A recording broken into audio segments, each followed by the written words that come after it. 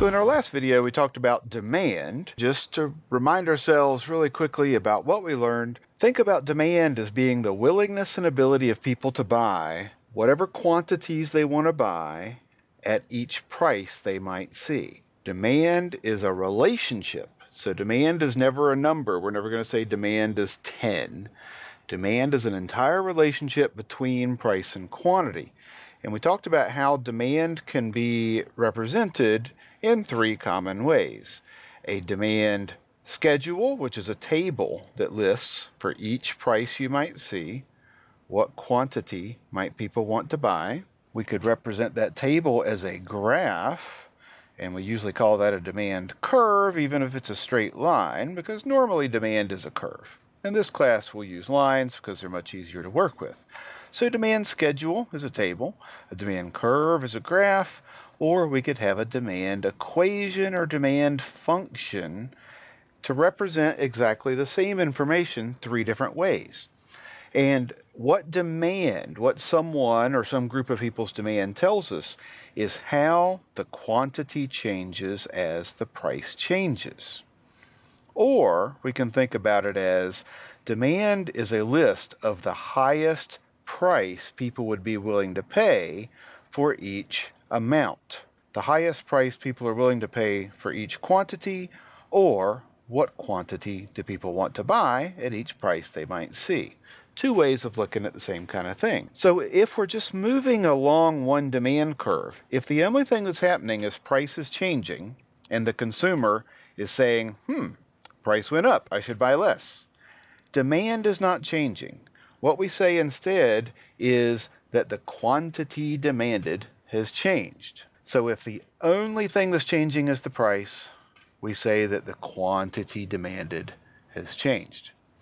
Now, if this entire table changes for some reason, or the function changes, or the whole line shifts to the right or the left, that is when we say demand has changed.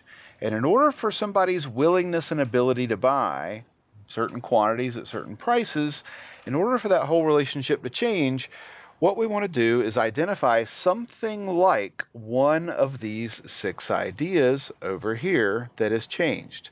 Either consumer income or wealth has gone up or down, population has changed, the number of people buying something, people's tastes and preferences that reflects their willingness to buy something has changed. The prices or availability of other related goods like complements or substitutes has changed. Somebody has put a sales or excise tax on a product or removed a tax on a product, or consumer expectations about the future. For example, if you think your income might go up soon, or if you think the price might change in a few days, that will change your willingness and ability to buy different quantities right now, right? All right, with that idea in mind about demand, let's talk about supply. Once you understand demand, supply is fairly simple because we see the same kind of ideas all over again. So, whereas demand is the willingness and ability of people to buy different quantities at different prices they might see, supply is their willingness and ability of businesses to produce certain quantities at different prices they might see.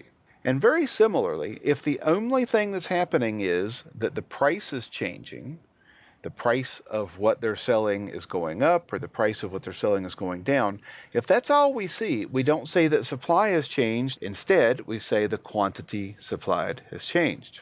So let's look at an example of a supply schedule and a supply curve and a supply equation. So suppose I'm a business and I'm supplying something. And we used pizza as our example last time. Let's kind of stick with the example of pizza. So suppose I'm a restaurant owner and my willingness to sell per person in the neighborhood that I serve, I might say, okay, well, for each particular price I might be able to sell pizza for, here is the quantity I'm willing to supply at each of those prices. And I might think to myself as a business owner, well, how many would I be willing to supply if people aren't willing to pay anything? Suppose people come in and the only thing they want is pizza for free. what I'm going to do is I'm going to tell them I'm not willing to sell any. And what if people are willing to pay $1 for each slice of pizza? Well, then per person in this neighborhood that I serve, I might be willing to sell still none.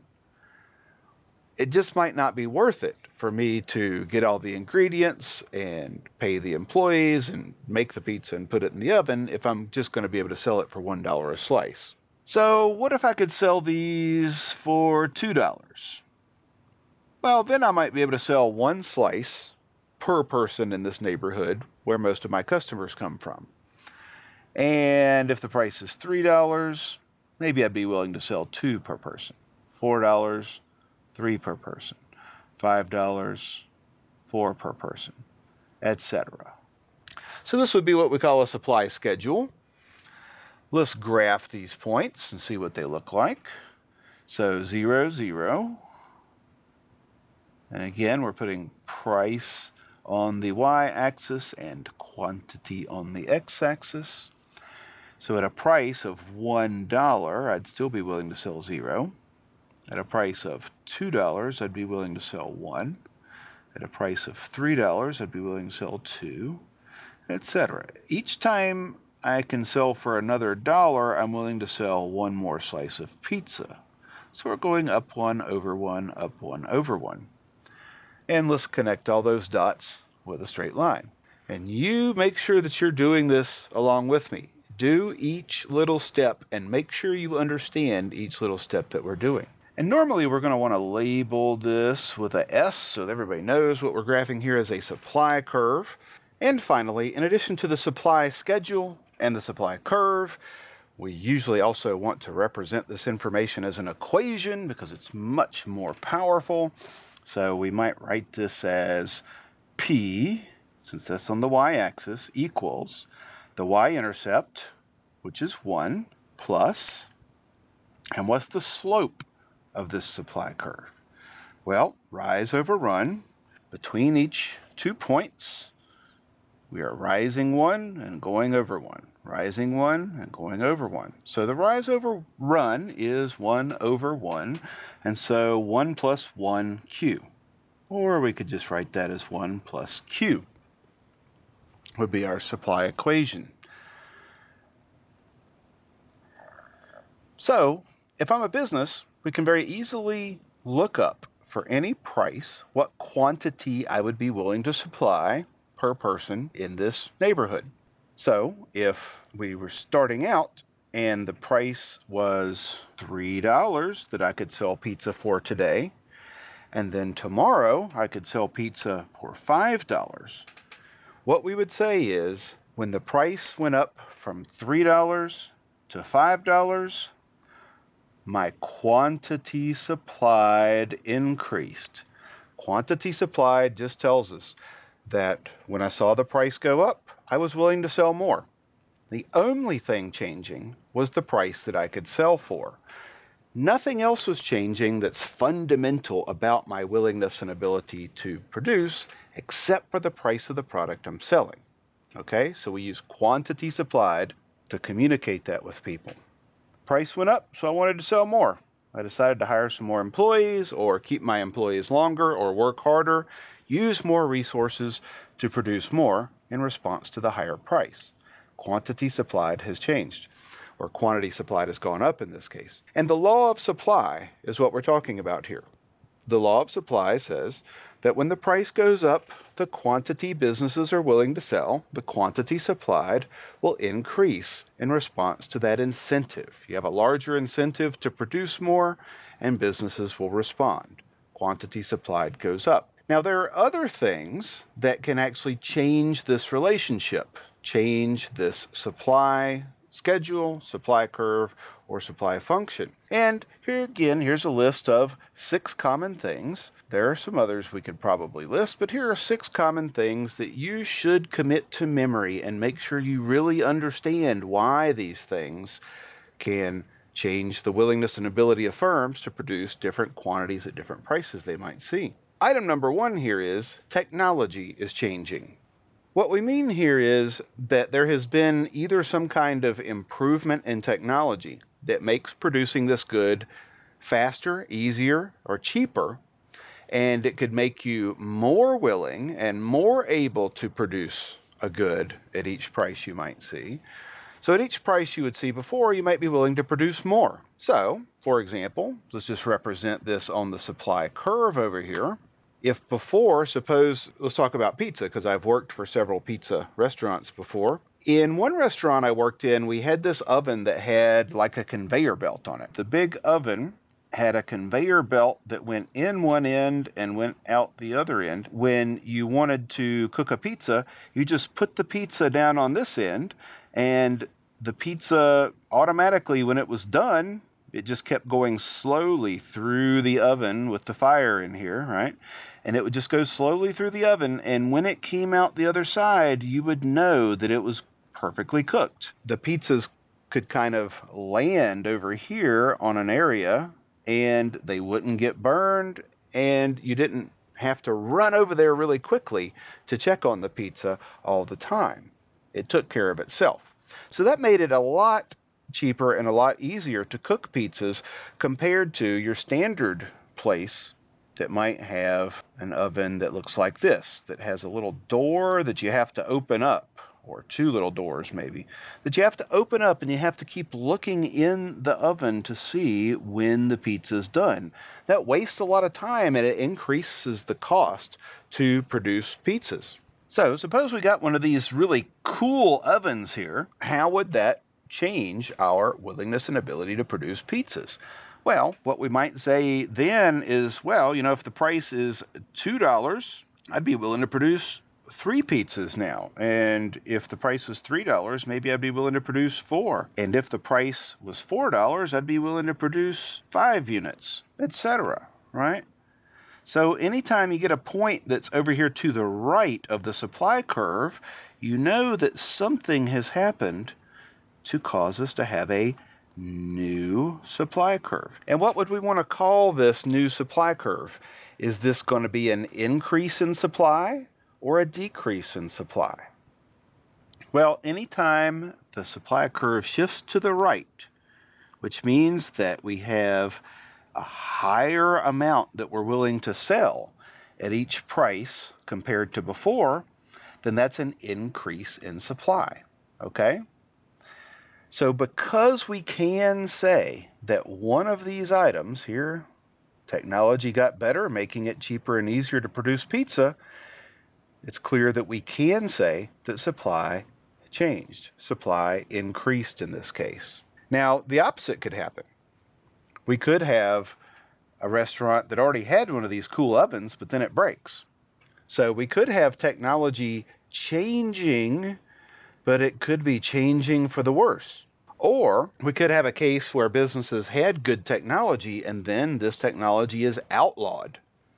An example of this would be, we might have some kind of pesticide that farmers use, and this pesticide is found to be dangerous to wildlife or dangerous to the environment, and so the government passes a law outlawing this pesticide, like DDT. In that case, that's making your technology from the farmer's perspective worse, and that's going to mean that you are going to be less willing and able to produce compared to before, and so that would cause a decrease in supply. Okay, so anything that makes it harder to produce is going to decrease supply. Anything that makes it easier or cheaper to produce is going to increase supply. All right, so what else could actually change supply rather than just changing quantity supplied? Again, you can't say this enough. Quantity supplied is just if a business is responding to the price getting higher or lower. We say they're changing their quantity supplied in response to a price change of the thing that they're selling. Things that can change supply are changing something more fundamental about the business and their willingness and ability, or the industry and their willingness and ability to supply product. Now, item number 2 here is the size of the industry might be changing. By size of the industry, we mean that the number of producers in this industry is getting higher or lower. So let's imagine that in addition to the pizza place that we're talking about, a second, roughly identical pizza place opens up in the neighborhood. What would happen? Well, if each of these 2 pizza places are roughly identical and had the same supply schedule, when we add the second producer in the market, what we would expect is that the quantities they're willing and able to produce at each price is going to double now that there are two of these producers, right? So what we would look for is at a price of $1. Before, if there was just me, I'd be willing to produce 0 units. Well, now if it's me and another person that's identical, we'd both be willing to supply 0 units. 0 plus 0 is still 0. So this point here, this blue point, would be on this new supply curve when we have two producers. But at a price of $2, I was willing to supply 1. And if there's another person also willing to supply 1, 1 plus 1 is 2.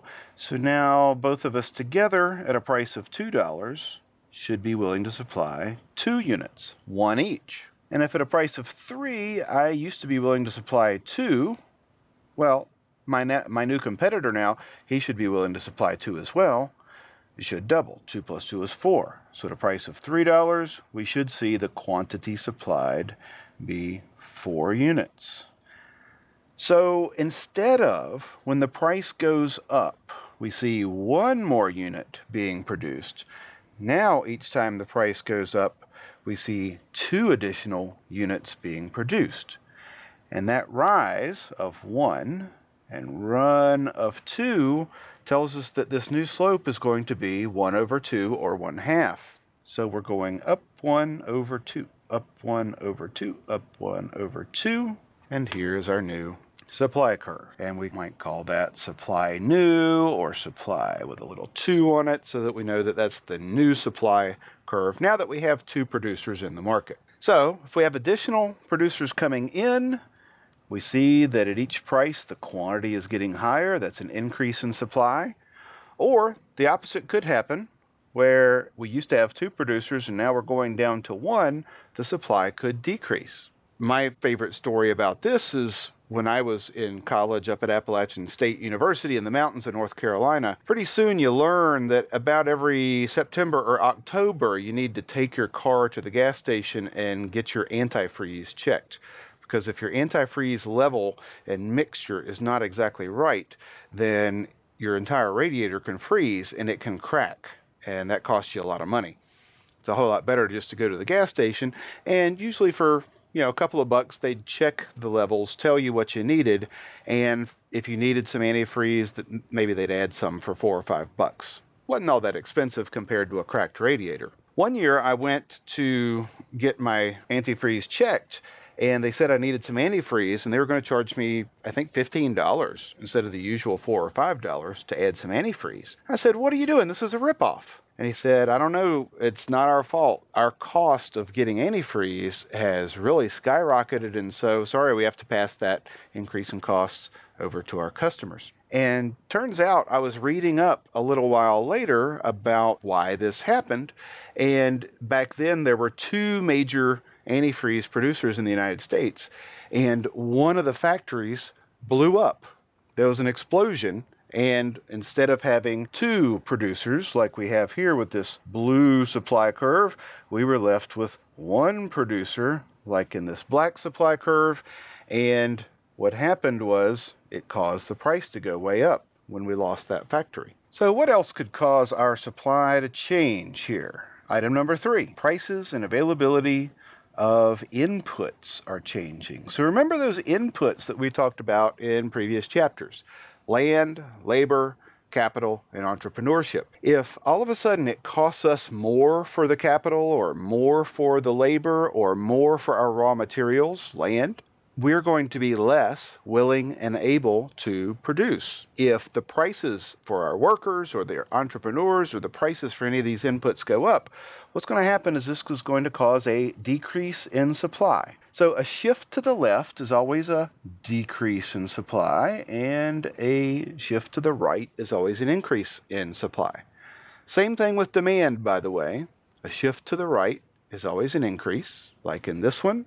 This shift to the right is an increase in demand. A shift to the left is a decrease in demand.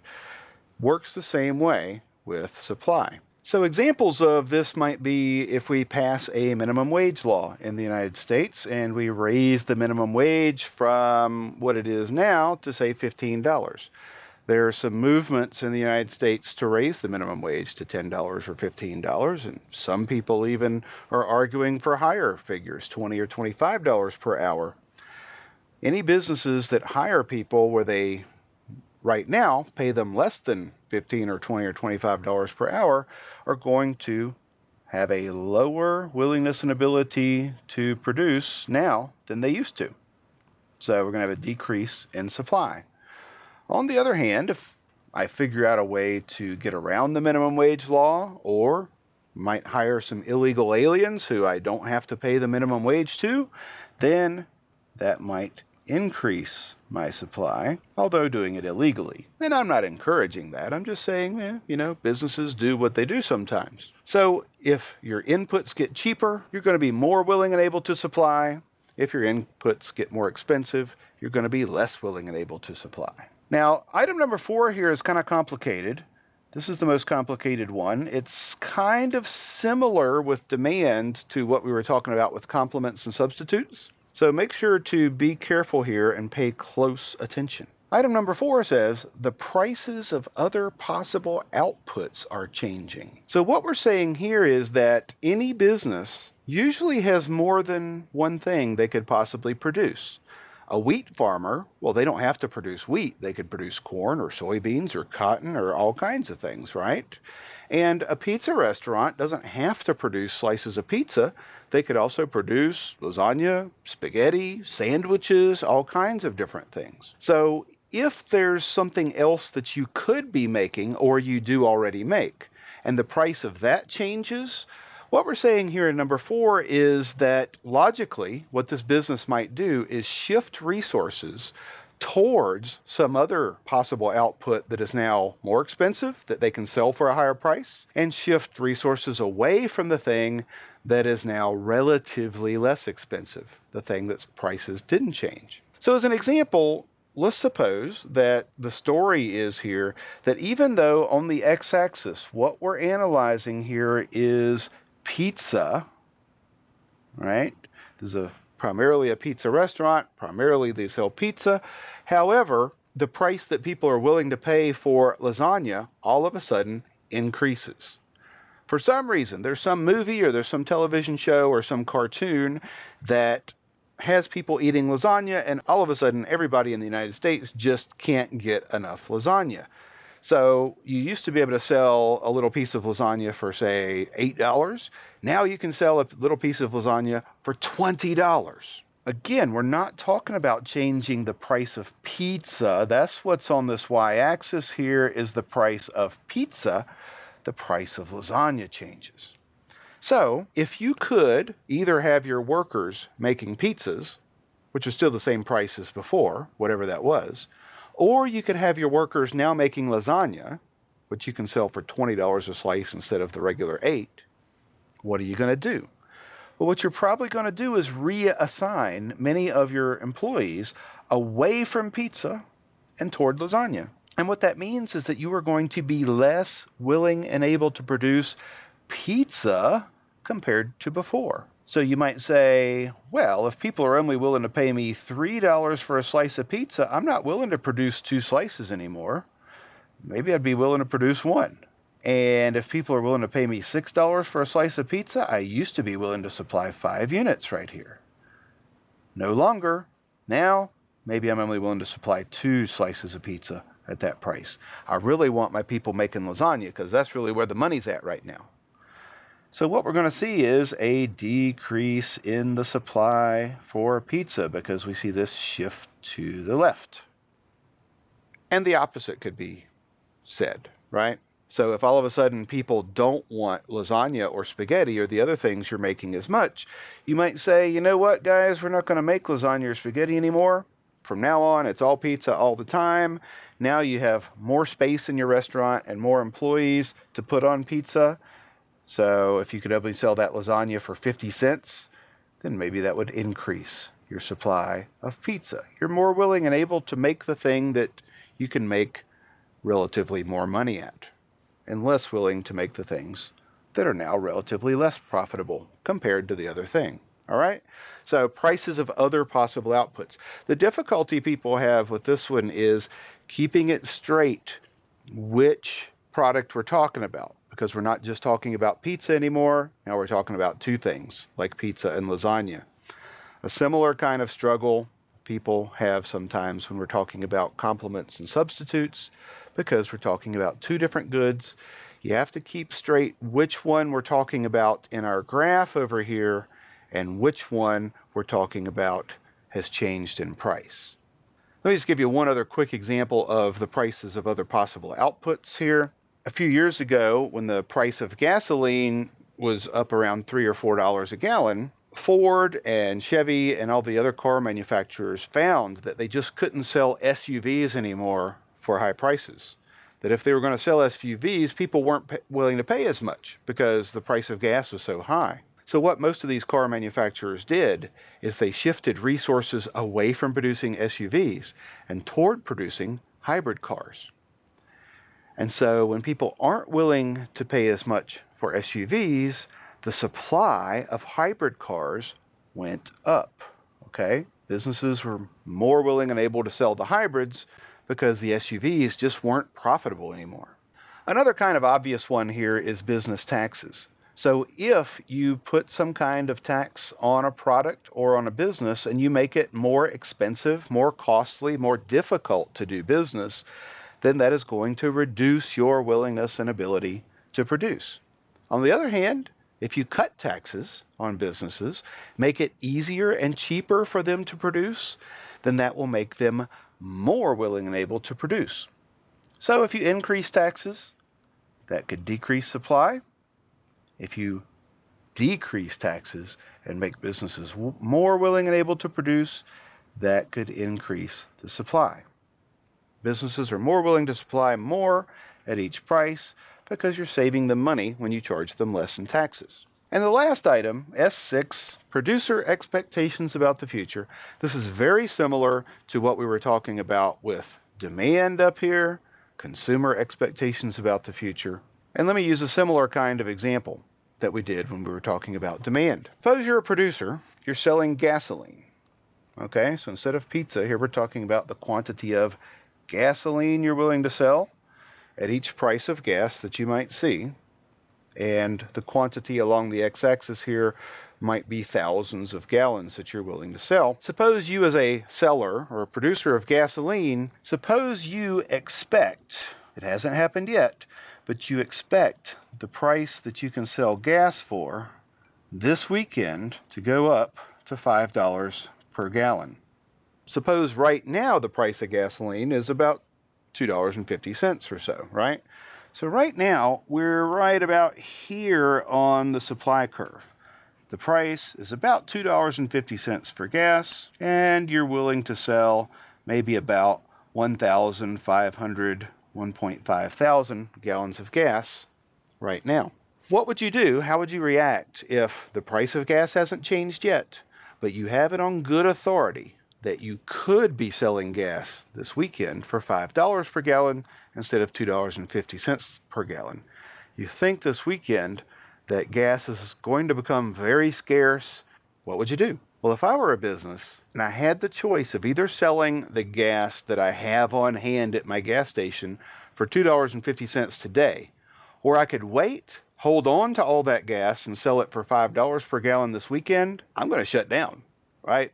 I'm not going to be willing or able, I'd be able, but not willing to sell any gas today for $2.50 or anything. I might be willing to sell some for $5 today, but you can kind of see how that's going to decrease our willingness and ability to supply today. And so that's going to be a decrease in supply. Even though nothing's happened to the price of gas, the fact that we think something's going to happen tomorrow might affect our willingness to sell today. Okay. Last thing we want to do in this video is quickly put together supply and demand, and we'll do a quick example of looking at equilibrium here. So let's match up this supply curve that we have graphed with the demand curve that we had from our last example up here. P equals 12 minus 2Q. And let's look for the equilibrium and talk about what equilibrium actually means. So 12 minus 2q is going to look like this, just like we graphed it last time. And let's see where this demand and supply curve intersect. It looks like somewhere the price is going to be just a little bit below $5, and the quantity looks to be between 3 and 4. Just to make this a little easier, let's change that demand. Here I change the equation to demand to P equals 13 minus 2Q, so that when we talk about equilibrium here, we're talking about whole numbers. Now, we're not always going to have whole number answers when we do these kind of problems, but for our first one, let's make it easier. As you can probably remember from reading the chapter, equilibrium, what we're looking for is where the supply curve and the demand curve intersect. But let's talk about why that's the equilibrium, okay? Well, first let's talk about what the equilibrium is. So what's the equilibrium price? Looks like it's $5. What's the equilibrium quantity? Looks like it's 4 units. So we call that the equilibrium. So why equilibrium? What does the word equilibrium actually mean? Well, when you look up the word equilibrium in the dictionary, it actually means balance. So when we're looking for an equilibrium, we were looking for a place where things are in balance.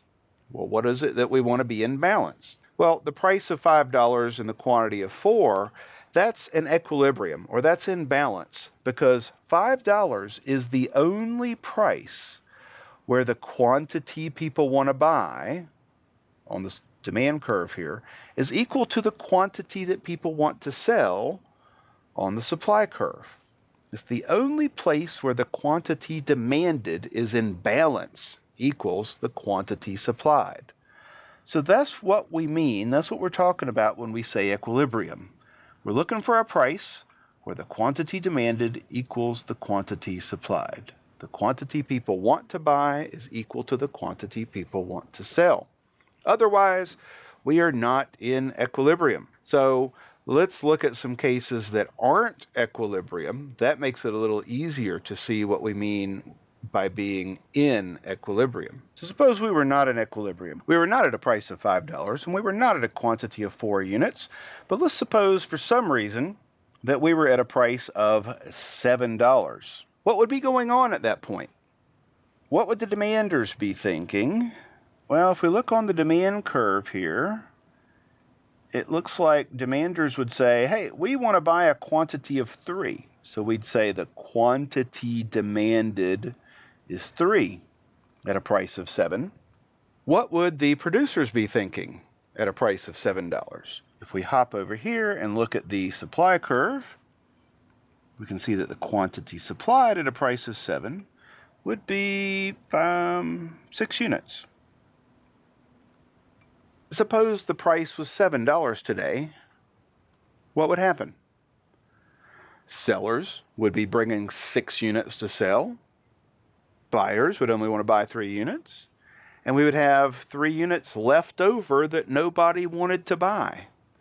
What are we going to call those 3 units that are left over? Yeah, we're going to call that a surplus. Surplus is something that's left over. So we can kind of look at that distance there between the 6 and the 3, and we're going to have 1, 2, 3 units left over in a surplus. Okay, well, what's going to happen next? If you're a business and you thought you were going to sell 6, but you only sold 3, and you had 3 left over, what are you going to do tomorrow differently from what you did today? Well, you're going to be doing 2 things. Number 1, tomorrow you're probably going to produce less because you have a lot left over, right? And the second thing you're probably going to do is you're going to lower your price to try to get rid of this surplus.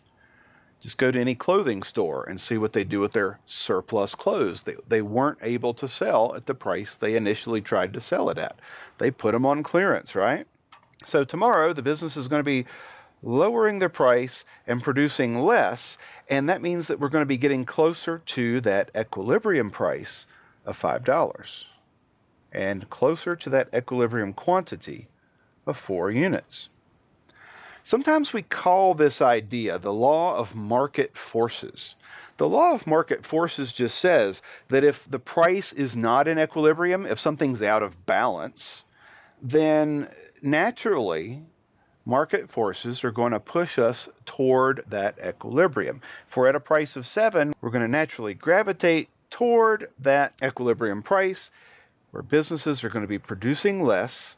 As the price goes down, consumers are going to be buying more, and eventually we'll get to that equilibrium price of $5, where the amount being sold is equal to the amount being purchased.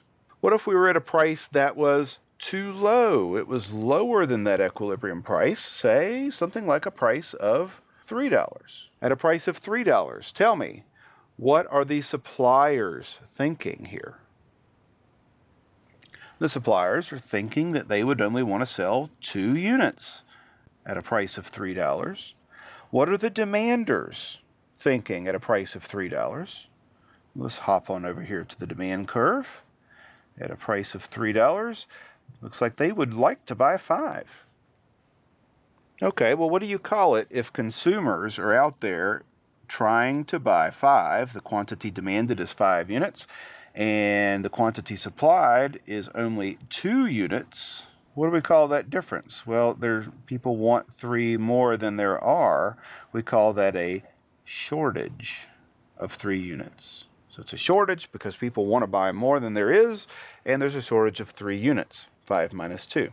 So we commonly see shortages and surpluses in the market, and sometimes they just happen because there's a new product introduced and people don't really know what the price should be. So if you're a business and you're starting out and you're pricing a brand new product, you might price it too low, you might price it too high, and then you're going to have to adjust.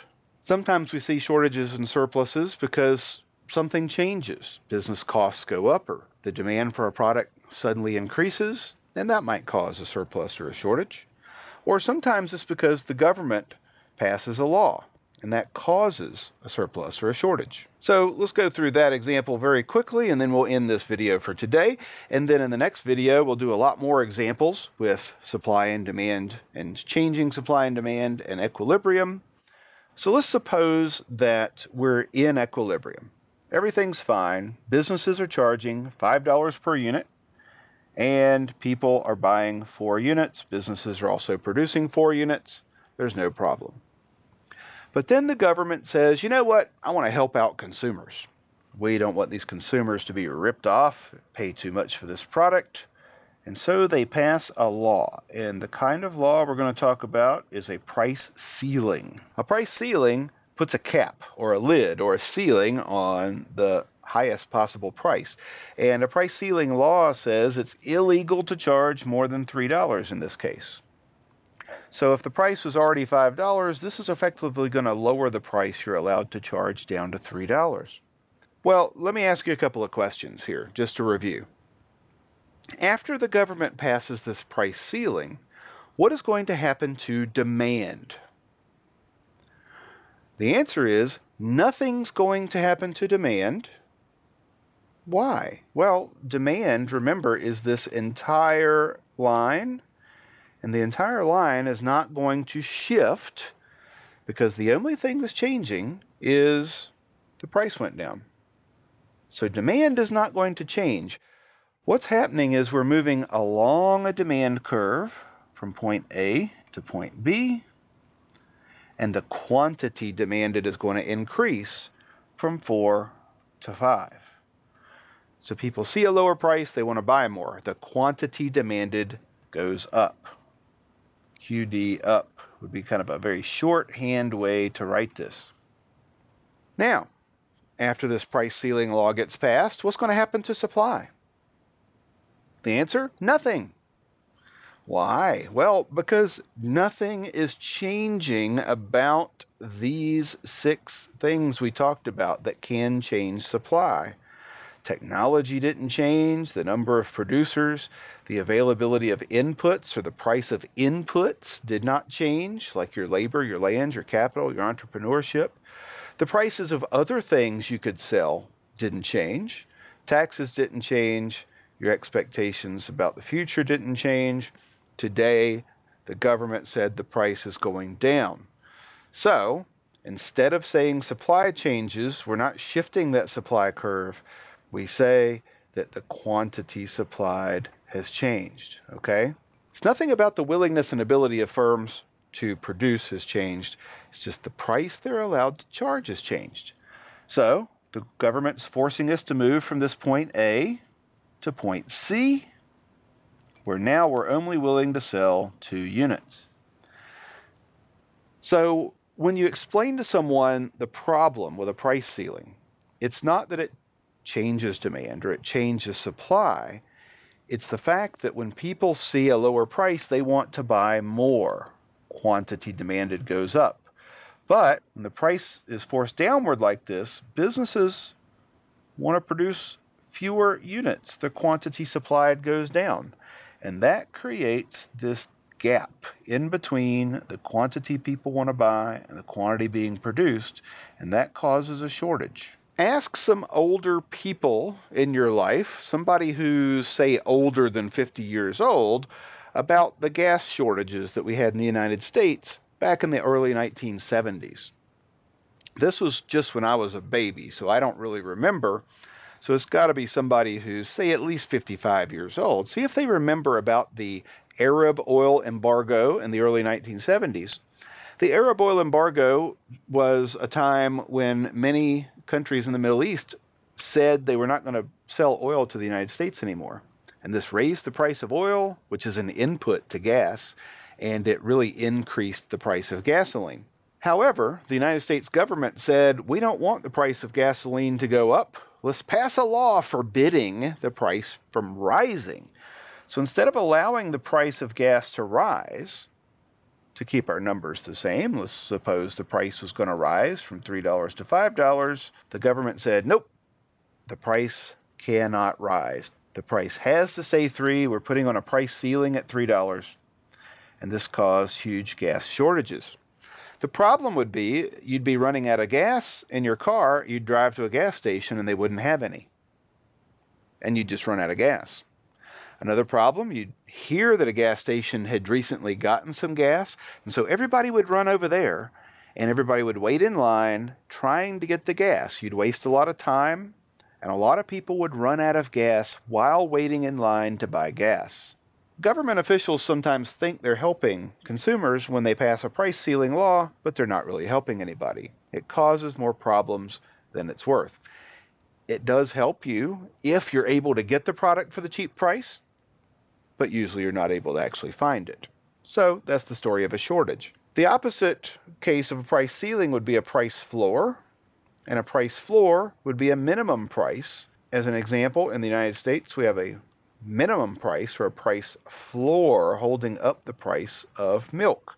We also talked about the price floor we have on sugar in the United States. The problem with a price floor is that for suppliers, they want to supply more.